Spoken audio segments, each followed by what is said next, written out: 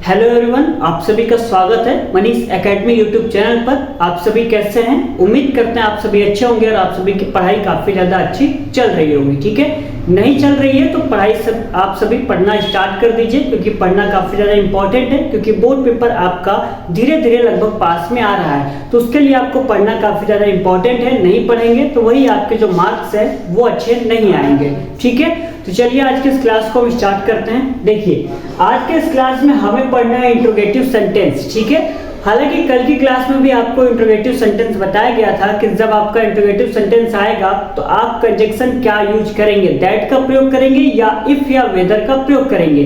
तो आपको बताया गया था इफ और वेदर का प्रयोग करेंगे और सेड टू की जगह पे आस्क्ड का प्रयोग करेंगे। लेकिन थोड़ा सा यहाँ पे चेंजिंग है, उसको चलिए देख लेते हैं। ठीक है, नोट डाउन करके लिखिएगा। यदि रिपोर्टेड स्पीच का इंट्रोगेटिव वाक्य प्रश्नवाचक शब्द से शुरू होता है तो वाक्यों को जोड़ने के लिए इफ या वेदर का प्रयोग नहीं करते हैं, बल्कि उसी प्रश्नवाचक शब्द का ही प्रयोग करते हैं। चलिए आपको और भी आसान तरीके से समझाते हैं। ठीक है, जैसे क्या है, हेल्पिंग वर्ब से आपका स्टार्ट होता है, do, does, is, am, are से स्टार्ट होता है, तो वहां पे आप इफ या वेदर का प्रयोग करेंगे। लेकिन जब क्या है, क्वेश्चन वर्ड से स्टार्ट होता है, व्हाई से स्टार्ट हो गया, व्हाट से स्टार्ट हो गया, हाउ से स्टार्ट हो गया, इन सारे वर्ड से जो स्टार्ट होता है ना, यानी प्रश्नवाचक शब्द से स्टार्ट होता है, तो वहां पे इफ वेदर का प्रयोग नहीं करेंगे। वहां पे किसका प्रयोग करेंगे? तो वहां पे प्रयोग करेंगे उसी प्रश्नवाचक शब्द का प्रयोग करेंगे। यहां तक क्लियर है? यदि हेल्पिंग वर्ब यानी इज हो गया, एम हो गया, आर हो गया, डू हो गया, डज हो गया, हैड हो गया, इन सारी चीजों से स्टार्ट होता है तो वहां पे इफ या तो वेदर का प्रयोग करेंगे।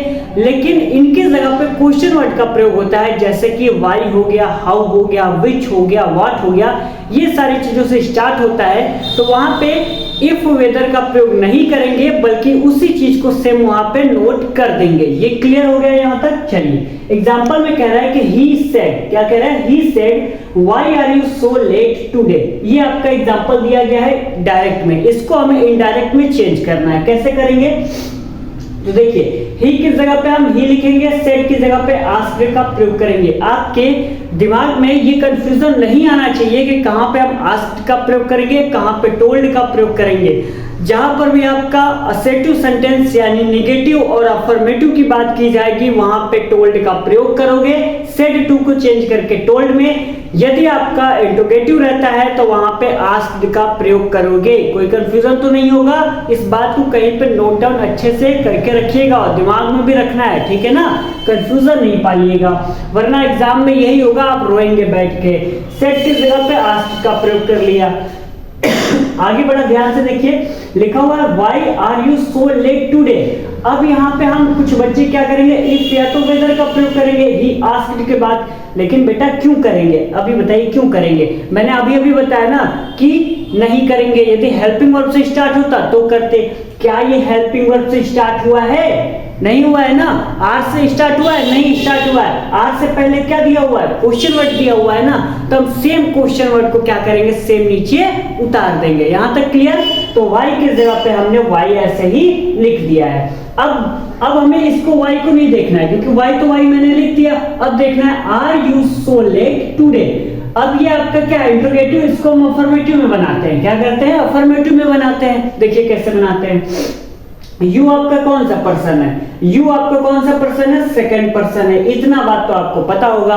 तो सेकंड पर्सन को किसके अनुसार चेंज करते हैं? ऑब्जेक्ट के अनुसार चेंज करते हैं। और ऑब्जेक्ट तो आपको दे नहीं रखा है। ही सेड के बाद ऑब्जेक्ट कुछ दिया है? नहीं दिया है। तो चलिए मान लेते हैं कि हमने ही मान लिया। क्या मान लिया? ही। आपको सी मानना है तो सी मान लीजिए, हमने ही मान लिया तो ही हो गया। ठीक है, ही नोट कर लिया। उसके बाद में हमने किसका प्रयोग किया? वॉज।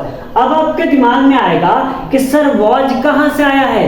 तो बेटा हमें ये देखना है कि ऊपर वाला जो डायरेक्ट है ना, वो टेंस कौन सा है। तो why are you so late today, आपको ये पता लगा कि जिसमें इज एम आर आता है वो आपका प्रेजेंट कंटीन्यूअस टेंस होता है। तो जब भी आपका प्रेजेंट कंटीन्यूअस टेंस रहेगा तो इनडायरेक्ट में चेंज करते समय हम किसका प्रयोग करेंगे? वॉज या तो वर का, यानी कि प्रेजेंट कंटीन्यूअस को पास्ट कंटीन्यूअस में चेंज कर देंगे। क्लियर यहाँ तक? देखिए कंफ्यूजन बहुत सारे होंगे यदि आप पहली बार इस क्लास को कर रहे हैं तो, क्योंकि बहुत सारे रूल हैं, यानी कि हर एक पॉइंट पे आपको रूल लग रहा है। यदि रूल आपको नहीं पता है तो वही वाली हाल हो जाएगी, ऊबड़ खाबड़ रास्ते पर आप चल रहे हैं बिना कोई प्रोटेक्शन के, ठीक है? तो आप क्या करें, रूल को पहले पढ़ लें फिर ही बनाने का प्रयास करें, ठीक है? तो क्या हो जाएगा, y का y हमने यूज सेकंड पर्सन था तो ऑब्जेक्ट दिया नहीं है तो हमने मान लिया ही, आपको c मानना है तो c मान लीजिए। और ये आपका प्रेजेंट कंटीन्यूअस है तो r की जगह पे हमने was लिख दिया क्योंकि पास्ट कंटीन्यूअस बना लिया। अब so की जगह पे हमने क्या लिखा, सो की जगह पे हमने सो लिख दिया, लेट का जगह लेट लगा दिया। अब देखिए टुडे को हमने किस में चेंज किया है, दैट डे में चेंज किया है। और इसका भी रूल मैंने ऑलरेडी बता रखा है कि जब भी आपका टुडे आएगा तो दैट डे का प्रयोग करेंगे, ठीक है? यहाँ तक क्लियर हो गया? चलिए ये आपका क्लियर हो गया है, यानी कंप्लीट हो गया। He asked why he was so let that day. अगला रूल देख लेते हैं, यदि रिपोर्टेड स्पीच का वाक्य इंपरेटिव सेंटेंस हो तो इन्वर्टेड कॉमा को हटाकर टू से क्या करेंगे, दोनों स्पीचेस को जोड़ देंगे। एग्जांपल देख लेते हैं, the teacher said to us stand up your benches, यानी कि ये क्या है, अध्यापक द्वारा ऑर्डर दिया जा रहा है कि आप अपने बेंचेस पे क्या हो जाइए, खड़े हो जाइए, ठीक है?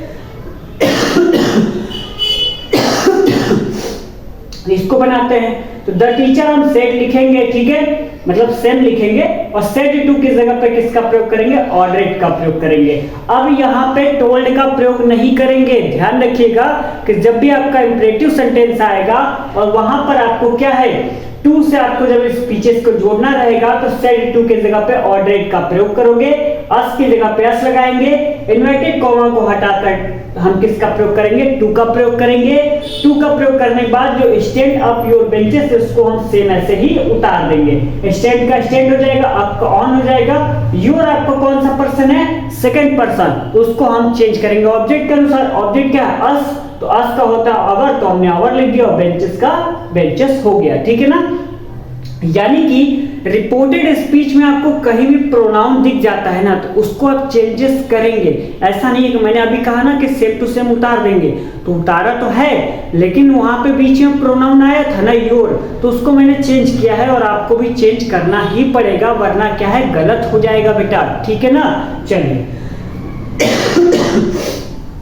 आगे देख लेते हैं, यदि रिपोर्टेड स्पीच का वाक्य किससे, लेट से स्टार्ट हुआ हो तो इन्वर्टेड कॉमा को हटाकर दैट से क्या करेंगे, दोनों स्पीचेस को जोड़ देंगे।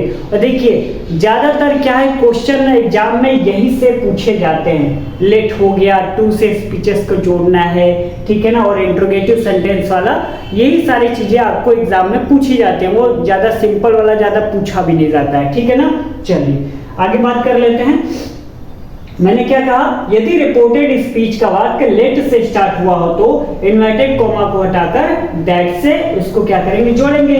एग्जांपल कह रहा है, they said let us go to the zoo, तो इसको बना देते हैं। कैसे बनेगा, दे की जगह पे किसका प्रयोग करेंगे, दे का प्रयोग करेंगे। अब सेड की जगह पे ना सजेस्टेड का प्रयोग करेंगे, किसका, सजेस्टेड का प्रयोग करेंगे। अब सेड की जगह पे आप सेड मत प्रयोग कर दीजिएगा, वहां पे हम सजेस्टेड का प्रयोग करेंगे, क्लियर? चलिए उसके बाद में इन्वर्टेड कॉमा को हटाया है तो कंजंक्शन दैट का प्रयोग किया है।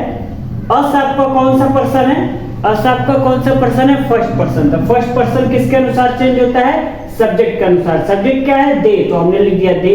उसके बाद में शुड का प्रयोग किया है और गो टू द जू ऐसे ही उतार दिया है, ठीक है? उम्मीद करते हैं आपको यहां तक बातें समझ में आ गई होंगी, ठीक है ना? देखिए एग्जाम्पल कम कराया जाता है तो उसके लिए चिंता करने की कोई जरूरत है नहीं, आपको प्रैक्टिस भी तो करवाया जाता है ना। हाँ, आपको डेली क्लासेस जो प्रैक्टिस वाला है उसको डेली प्रोवाइड नहीं मतलब कर पा रहा हूँ, तो उसके लिए दिक्कत वाली बात है नहीं। आप क्या है, रूल जितने भी हैं या जो आपके सिलेबस में उसको पढ़ते जाइए। जब आपको प्रैक्टिस करना हो तो आप अपने बुक से कर लीजिए या गूगल से क्वेश्चन उतार के कर लीजिए, और आपको क्लासेस में धीरे धीरे प्रोवाइड करा दूंगा, तो वहां से भी आप क्या है प्रैक्टिस कर लीजिएगा, ठीक है ना? चलिए आगे बात कर लेते हैं। यदि आपका रिपोर्टेड स्पीच का वाक्य क्या है, ऑप्टेटिव में हो तब क्या करेंगे, दोनों स्पीच को किससे जोड़ेंगे, दैट से ही दोनों स्पीचेस को जोड़ेंगे, ठीक है?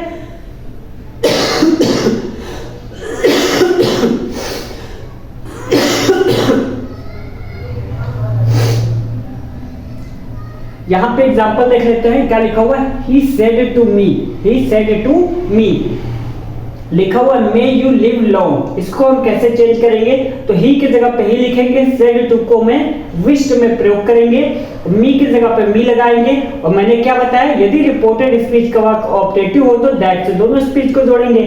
तो इन्वर्टेड कॉमा को हटाकर मैंने दैट लिखा, यू आपका सेकंड पर्सन है तो ऑब्जेक्ट के अनुसार चेंज होगा, तो आई लिख दिया, मे कमाइट हो गया, लिव लॉन्ग ये आपका कंप्लीट हो गया। ठीक है,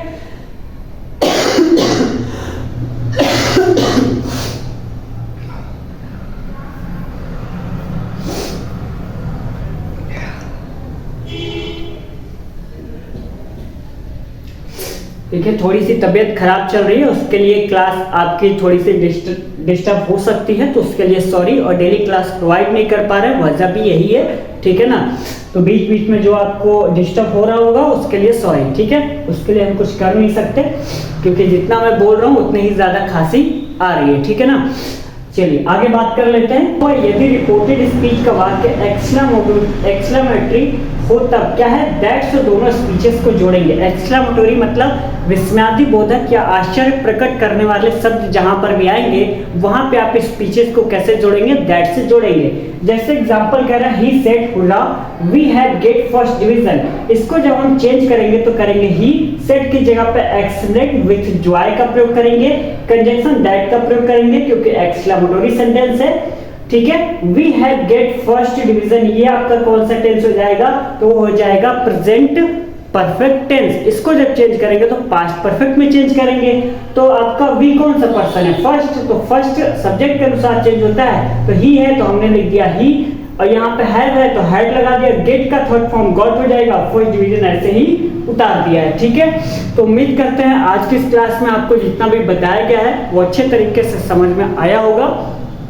यदि नहीं आया है तो क्लास को दोबारा देखिएगा, आपको कोई कंफ्यूजन फिर भी होता है तो नीचे कमेंट कर दीजिएगा कि सर ये वाला जो सेंटेंस है या जो एग्जांपल है वो अच्छे तरीके से समझ में नहीं आया है, तो मैं उसको अगले क्लास में जो कंफ्यूजन है वो दूर करने की कोशिश करूंगा, ठीक है। और ढंग से पढ़ाई करिएगा आप लोग, क्योंकि बोर्ड पेपर ज्यादा दूर है भी नहीं, तो जितना हो सके उतना ज्यादा रिवीजन पे आप सभी फोकस करिए, ठीक है। मिलते हैं कल के लेक्चर में, तब तक के लिए बहुत बहुत धन्यवाद।